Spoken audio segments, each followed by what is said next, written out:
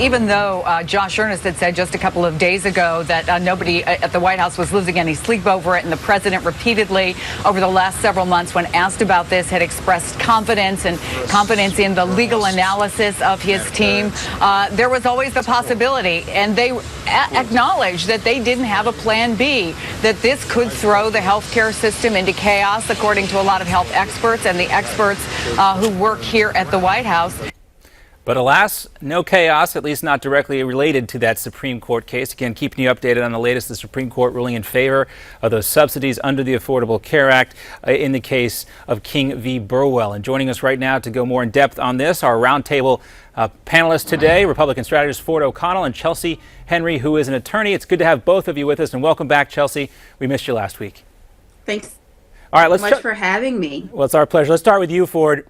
This all comes out. We're looking at a new study here. I'm checking out the Hill that shows, in spite of the decision by the Supreme Court today, a number of doctors available in many healthcare plans is shrinking under Obamacare. So there are real problems that exist with the law. There's a lot of pressure now on the Republican candidates, really, to come up with the alternative plan. Who do you think is going to take the lead on this issue? Well, I think that you're going to see them bantered around in Congress because it's actually saved a lot of folks in the legislative branch. But really, it's going to have to be the presidential candidates who are going to have to get beyond red meat talking points and start fleshing it out with some actual policy. Let me say this, though, about the Supreme Court decision. Chief Justice John Roberts is a politician who is more concerned about the public opinion of the court than the integrity of the law. And frankly, this was an intellectually dishonest ruling because there were 4 words in there that should have knocked these subsidies down, and that is established by the states. This is a bad day in the Supreme Court in terms of legal ruling and what is known as stare decisis, which is further rulings and how they can affect future outcomes. What do you think about him referencing Marbury v. Madison in his decision?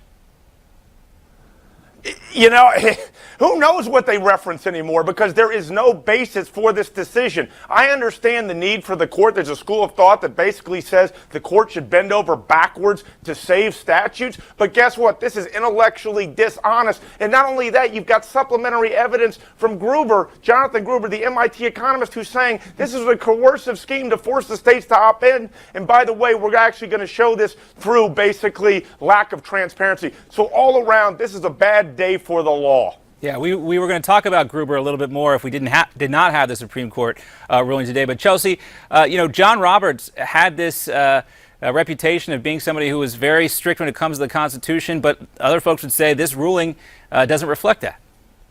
Well, I agree with Ford. This is the opportunity for the presidential candidate, specifically the GOP, to stand up, because we've heard all of the talk, all of the rhetoric about how Obamacare is not good for America. And I agree. I think after today's ruling, I've seen it on Twitter as SCOTUS care, and I agree with that as well. But I think that this is the opportunity for these candidates to stand up and say, you know what, when you look at some of the parts of Obamacare, such as students and being able to stay on their parents' health care insurance to their 26, young people, that's been a Republican idea. And so we need to go back and look at the law, but be more upfront about this is what we're going to do. This is how we're going to solve the problem. This is how we're going to fix it so that HBCUs, their students are not losing care because of the high cost of Obamacare. So we need action, and I really hope that the candidates will step up to the plate and not just go along with their normal comments about how Obamacare is bad, but they will present some real life solutions that will help young people, help people with illnesses, help students at HBCUs, help Americans that need help with health care insurance. Well, we know, and based on this report I just cited from the Hill, that health care is getting more expensive. Doctors are becoming more difficult to find. But let's take a look at some of those statements that have come from the presidential candidates thus far. Let's take a listen to Rand Paul. I think we made a mistake, that if they would have ruled and adhered to the literal nature of the law, maybe Congress would have had a chance to take up Obamacare again and try to make it less bad or fix the parts of it that are causing so many problems in our society. I really think Obamacare is making all insurance more expensive and taking away choice. So I am disappointed that we've missed an opportunity here. All right, Ford, back to you with about 30 seconds left to go. Is this really a missed opportunity? It absolutely is, and what the candidates need to come out there and say is we need to be selling insurance across state lines. We need to de-link it from employment so it travels with the person and not with the employment. And frankly, we need to strengthen health savings accounts, because that's about the only way I can see to fix this. All right, Chelsi, last word to you. Yes, we need to get the control back to the patients. This is their health care. This is America they should be choosing. All right. Well, we have another one real quick. Lamar Alexander, Senator Lamar Alexander, on the ruling. It is unfortunate that the Supreme Court didn't read the law that Congress wrote. 36% increase in some individual health care rates announced recently should remind Tennesseans and, of course, people in other parts of the United States that Obamacare was a historic mistake. Historic mistake or not, it has now been upheld by the Supreme Court, or provisions of it anyway, twice. And of course, we'll continue to talk about this in more detail throughout the day, but we'll have Chelsi and Ford back with us for just a second to talk about the latest entry into the GOP presidential field, that being former Congressman, current Governor Bobby Jindal from Louisiana. What do you think of his announcement involving his kids? We'll discuss after this.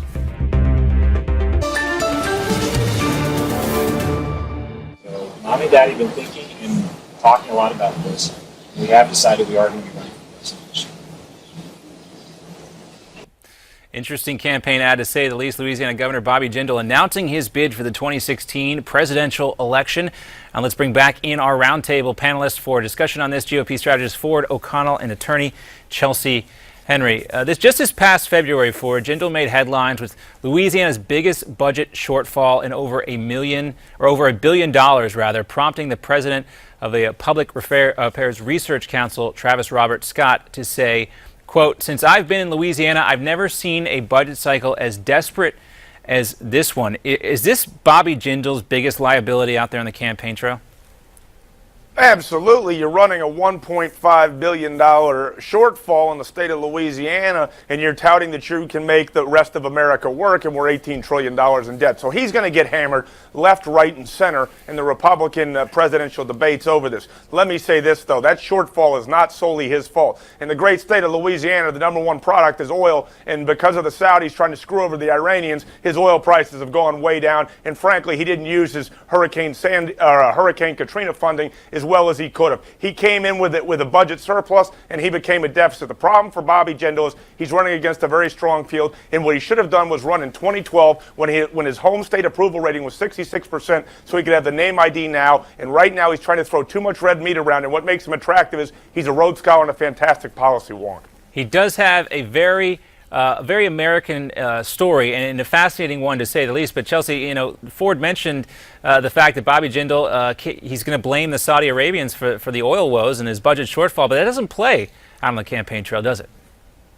I don't think it's going to play that well. It's going to have an effect, but what he can do is, like Ford said, he's great in terms of policy, in terms of the issues that a lot of Americans are concerned about. So when you think about ISIS, when you think about Obamacare, when you think about these major issues facing America, including our education system, Bobby Jindal's continued to stand strong on these issues and how he feels about them. Yes, he's evolved in his view on Common Core, but on these other issues, he's remained strong. And so I think there could still be and will be a place for him in the presidential field if he goes in, he stays strong. He may move up a few notches before this is all over and have his voice heard. All right, so let me say two things about that. First of all, he's 2 weeks younger than Marco Rubio, so whatever happens in this presidential field, his career is not over. What he shouldn't be doing right now is trying to out Ted Cruz. We're going to have probably 16 candidates in here. 12 we'll call conservatives, 4 we'll call establishment Republicans, and what Bobby Jindal should be doing is trying to actually tell these guys and gals that, guess what, talking points only go so far. Ford, that's you need some something policy to back it up, and if he can't get on that debate stage, he's dead in the water. That's something he tried to do back in January of 2013 when he said this. We've got to stop being the stupid party. And I'm serious, it's time for a new Republican Party that talks like adults. So do you think Jindal can have that kind of impact? Can he make the party talk like adults, or is that stupid party comment actually going to come back to hurt him? Well, he's got to start acting like an adult and stop throwing red meat around, and that's his problem. What made Bobby Jindal great and got him reelected as a second-term governor and 66% favorability in Louisiana was his straight talk and his honest ability to say, we're going to have to make some choices, and here's how the policy works. But he's gotten away from that because he's gotten into the TMZ, ESPN, HBO reality of presidential campaigns and forgot what made him great. That sounds like quite a program there, a hybrid of all those shows. But Chelsi, go ahead and weigh in. Let's get your take. Yeah, absolutely. So yes, in terms of the stupid party comment, it can come back and hunt him. It already has. We've seen it in the news. We've seen it since he announced yesterday. But if he holds true to that which he said about why he, at that time in 2013, thought the Republican Party wasn't acting in the best interest for everyone, wasn't acting according to the values and principles which we stand by, again, this is an opportunity for Bobby Jindal to have his voice heard and to be that candidate that has and helps the party continue to have adult conversations. In terms of where he falls, to Ford's comment about the conservatives, the establishment, I think at this time as Republicans, we need to unite. We need to stop with all the divisions of, what's a conservative and who's established. We need to find the candidate that's going to best represent us and is going to help us win the White House back in 2016. And so if that's a conservative that some may consider establishment, so be it. But we really need to unite and rally together for whoever that candidate is going to be, whoever our nominee is going to be for 2016. Well, it'll be hard to do with over a dozen candidates in the race. And, let's be clear, though, Bobby Jindal may have said it in a more blunt fashion, but a lot of Republicans were saying that the party needed to essentially stop suffering from a foot and mouth disease, so that hurt them in 2012 and in 2014. Yeah, guys, absolutely. we're almost out of time. We only have about 30 seconds left. I know you could make some more really good salient points, but time is short, and we do appreciate you weighing in with us here today on the roundtable. Ford O'Connell, Republican strategist, chairman of the Civic Forum PAC, and Chelsi Henry, Republican strategist and attorney. So great to be with you both. Thanks for having us. Thank you, John. All right, we were going to play the Bobby Jindal failed response to the State of the Union, but you can see that plenty of other places. It's online. More to come here on Newsmax Now. Stick around with us. John Bachman in today. We'll be here. More to come on the Supreme Court ruling on Obamacare and other headlines from around the world.